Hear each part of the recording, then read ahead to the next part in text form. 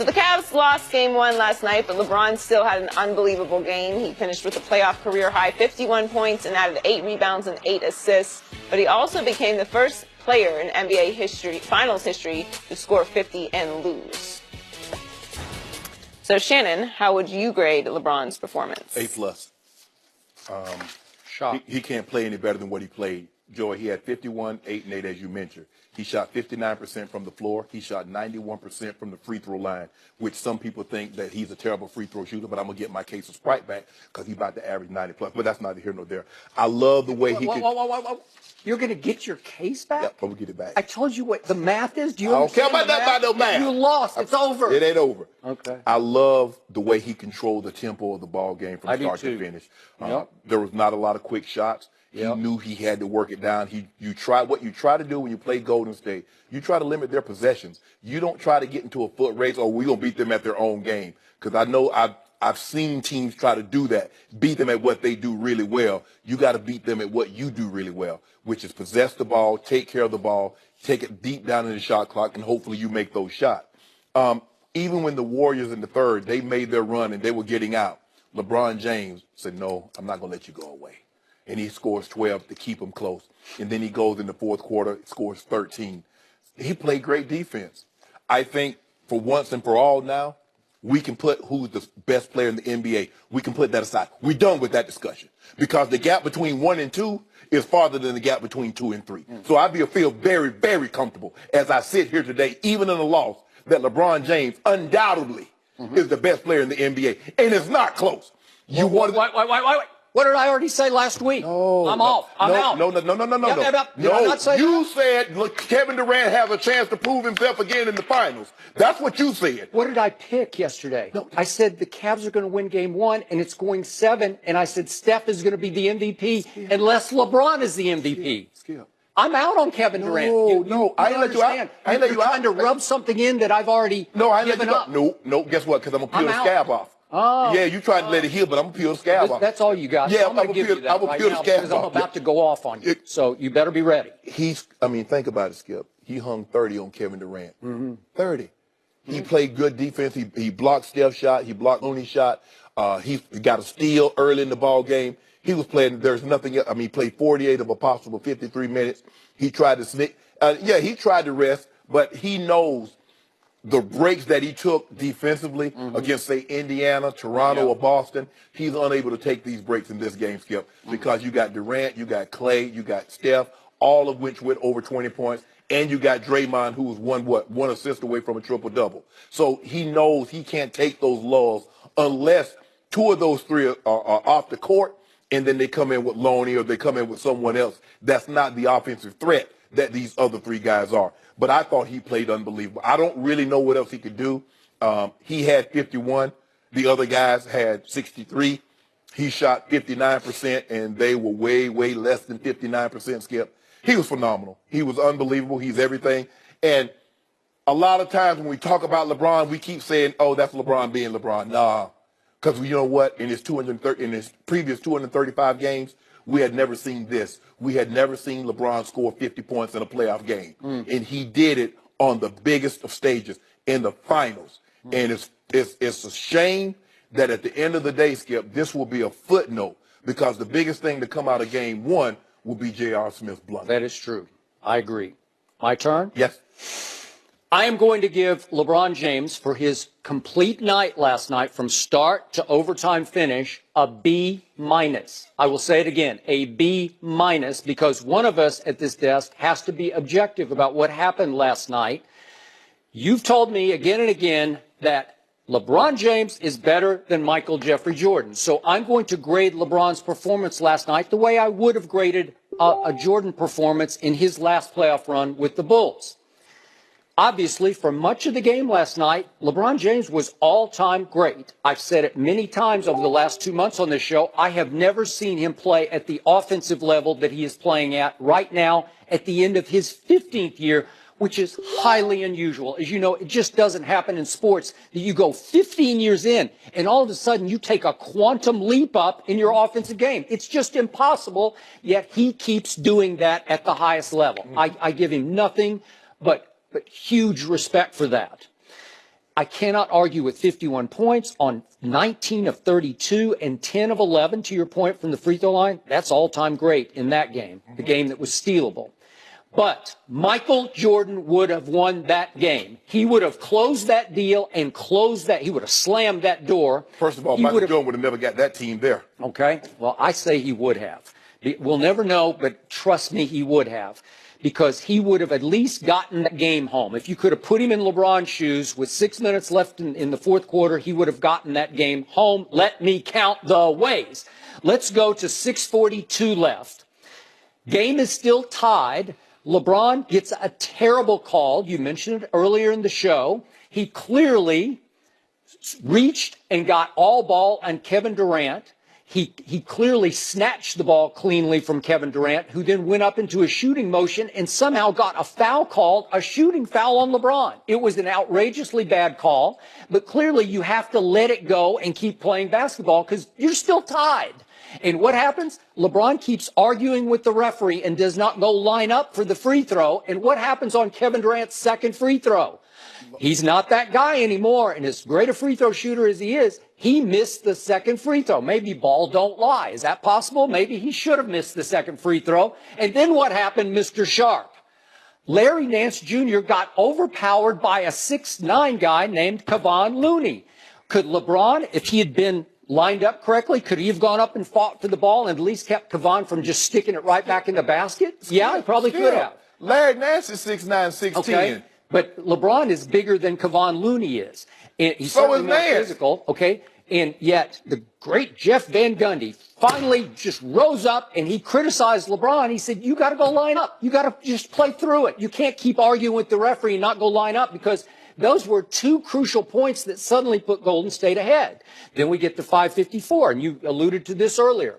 LeBron's trying to drive down the lane, and one Kevon Looney, a G League product, reaches out, and he got all ball to me and just knocked the ball up out of LeBron's hands. Can't do it. It's a turnover at a costly moment when the game is still tied. Yeah, you know the man didn't get all ball. The game is still tied. I thought he just got it cleanly. I didn't have any problem with it at all. Of course not. It was on LeBron. Of course you wouldn't have a problem with it. 4:48 left. Golden State has now gone up 3 thanks to the one big three that Draymond hit. That was a big-time shot by Draymond because, as you know, he was 2 for 17 coming in out of the Houston series. But LeBron whips a high-risk pass down the lane toward Kevin Love, and guess who's there? Kevon Looney gets his hand on it. He's in 3 straight plays, and it ticks off his hand, off Kevin Love's hand, out of bounds. It's another turnover. That's 2 straight turnovers late in the game on LeBron James. Why did LeBron get that turnover when the ball went off Kevin Love's hand? Well, it's a high-risk pass. It's when you can't try. It's just too dangerous. But I'm saying, why does LeBron get credit for the turnover? Did the ball not touch? He threw the ball that Kevon Looney got a hand on. But did it touch Kevin Love? Because if Kevin Looney just knocked it out of bounds, we should have been our ball. But he hit it off Kevin Love. He knocked it off path, right? And then after he knocked it off path, what happened? Kevin Love touched off Kevin Love. Okay, then. But he can get it. Well, which clearly the official score is going to give that to LeBron. That's a turnover pass by LeBron. They should have given it to Kevin Love. But okay, go ahead. All right, but that's 2 turnovers. So there's 3 plays and 6 crucial points down the stretch. Now we get to the end of the game. I said earlier, and I realized the Cavaliers were shell-shocked by J.R. Smith's all-time mental lapse and blunder. But if you're that guy, if you're the leader of that team, if you're the greatest player in the history of basketball, you cannot openly berate JR in front of the world and lose focus on what's happening because the game is still tied and going to overtime. I want to make sure I hear you correctly. Michael Jordan never berated one of his teammates. Well, he did, obviously, but you have to pick your spots because remember, you're still tied. Hold on. The game's not over. So if he'd picked, if it was in a better spot. Here's what you got to do. You got to go immediately. You got to get everybody and rally your troops and say, let's reset. Let's keep attacking the way we attacked. They just won the fourth quarter, 29-23. But what did the King do? Help me out in overtime. You didn't even mention this. You gave him an A+, and you did not mention it. He went and sat on the bench. I cannot believe we're in this situation. That's probably what he was thinking. Huh? Really? Yeah. The King did that? Yeah. Because the King that I was watching did not even take his first shot for the first 2 minutes and 26 seconds of overtime. LeBron James, who had scored 51 points, did not take a shot for 2:26 of the 5 minutes of overtime. Okay. That is unacceptable. That is unconscionable for the greatest player in the history of basketball, says you, not to take a shot. And by that point, the Warriors were up 7 points. Pretty much game over.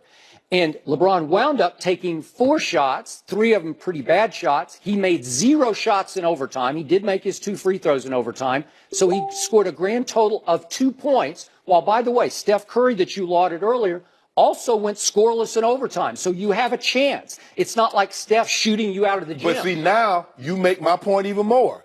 Steph Curry, who had an unbelievable night, Joy, guess what? He went scoreless in overtime, and his team won by 10. Yeah, but we're not saying that Steph Curry's the greatest player in the history of basketball. You're saying that LeBron I'm is. saying he is the greatest player, but the Golden State Warriors have the better of the teams. Thanks for making my point for me. LeBron James went 0 for 4 in overtime, and you gave him an A+.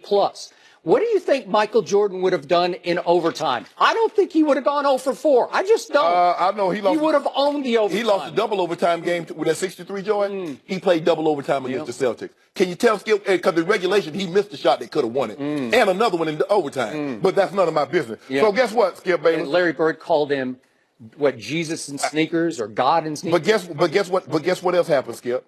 Klay Thompson went 2 for 2 in overtime from the three-point line. He took it over. Yep. That's my Skip. That's all I'm saying. I don't care. LeBron is great. LeBron is going to have phenomenal numbers, but unless he gets someone to come along with him, and I know you're going to say, well, Kevin Love had 21 and 14. Thank you for saying that. But it took him 20 shots to get it. Really? He was 1 for 8 from the three-point line. But I did tell you yesterday that Kevin Love's return was going to be big for this team, and you laughed at it and you scoffed at it.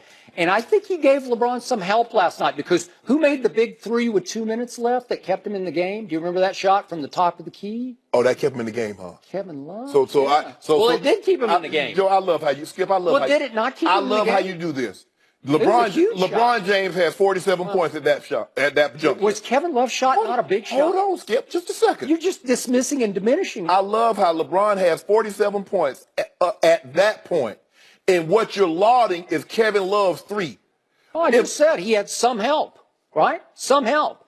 And his teammates didn't get enough help from the King, because you have no margin for error at Oracle in Game 1. You have no margin. If LeBron James' teammate, you're a 13-point underdog. Vegas is saying you got no shot. So why would they do? Okay? Why would LeBron have a small margin of error if he has such great teammates as you're telling people? What did I tweet going into the fourth quarter last night?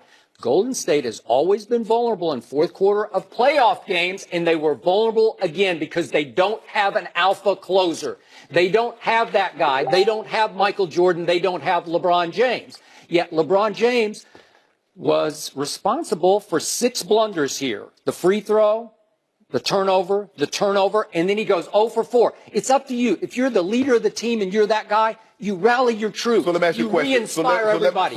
You go back into attack mode. Was he out of gas? Was he out of middle gas? I'm going to ask you a question. So Michael Jordan always went to the front spot on the block, huh?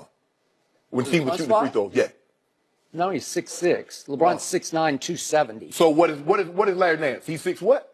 I think he's 6'9". Okay, 6'9". Yeah. And he's got to block. Who's bigger between Larry Nance and LeBron? And he has to bigger? He has to block. I think LeBron's way bigger than Larry. Well, LeBron James is bigger than Tristan Thompson and Kevin Love. I got it. That's the point. But when they're in the game, who's at the front of the line, Skip? A bunch of times I saw LeBron at the front of the line on free throws. Yeah, I saw him. Yeah, when there's no Kevin Love, there's no Larry Nance, there's no Tristan Thompson. You're absolutely right, Skip. But I keep telling you, I would have at least liked him in the third spot on the other side of Kevon Looney, because he could help go fight for the basketball and play defense. I just want you to tell me, why does LeBron have such a small margin of error if he has such great teammates? I need you to answer that for me. Well, clearly you picked Golden State, so you told me yesterday that he had no margin of error. No, you picked Golden State. I'm asking you. I'm just saying you have a chance to steal a game, and I'm using the operative word steal. You're going to have to steal this. You cannot have 3 blunders down the stretch. I don't believe he had 3 blunders. Well, he had 2 turnovers. I believe he picked Kevin Durant's pockets clean. I believe Kevon Looney fouled him. And I'm not going to hold him responsible because Larry Nance didn't anchor down and let Kevin Looney push him up under the basket. So you're good with LeBron James going 0 for 4 in overtime and losing 17-7. Really? And guess what? And the two, hold on. If you don't, I'm going to look at something right quick, Skip, because I want to see something Wait, right quick. this is a player better than Michael Jordan? I need to know. Oh, hold on. No, this is game one. So make sure. So think about this here for just a second. Steph Curry has 0 points. He's 0 for 1. Kevin Durant has 2 points in overtime, and they win by 10. You're actually making my point. Actually, where's your guy? Where's LeBron James? You're making my point. You're making my point because you keep telling me LeBron has all. You tell me LeBron has all this help. Where's all this help? What have I told you about Steph and KD? No, see now all of a sudden they're not that guy. Two guys got 3 MVPs between them. They're not that guy. In the playoffs, they've never really been that guy, except for Kevin had his breakthrough last year in the finals, and I was shocked. This is the first time that Kevin Durant has scored less than 30 points in a playoff game. You just gave a man A+ who went 0 for 4 in overtime. Yeah. Really? How can you do that? They were not even supposed to be that. Really? Stop it, Skip. Are you proud of that? I'm trying to figure out how you can find fault in 51, 8, and 8. Because I just detailed it. Shooting 59%. Wait, so overtime doesn't count? You know I know it's a moral victory. You know what? The last time. He doesn't serve moral victory. The last time someone scored 50+ points in the playoff in the finals was Michael Jordan. Michael Jordan did that. But guess what? Scottie Pippen was 14 and 10. Horace Grant was 17 and 16, and BJ had 10. Next up, Tristan Thompson and Kevin Love could be suspended for Game 2 on Sunday. Thompson was ejected in the closing seconds for